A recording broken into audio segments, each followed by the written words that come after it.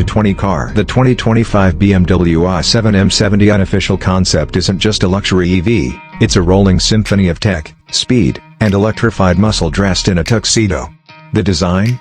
Picture a panther in a tailored suit. It's wide, low, and full of purpose, with an illuminated kidney grille that glows like it's alive and laser-thin headlights slicing through the dark like precision blades.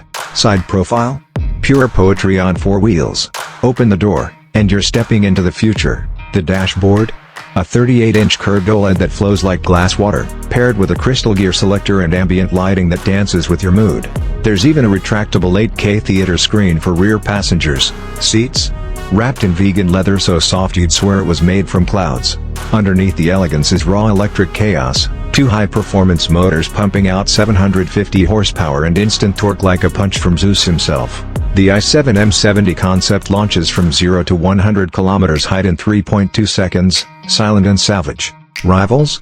Mercedes-AMG EQS 53, Porsche Taycan Turbo S, and Lucid Air Sapphire. Price?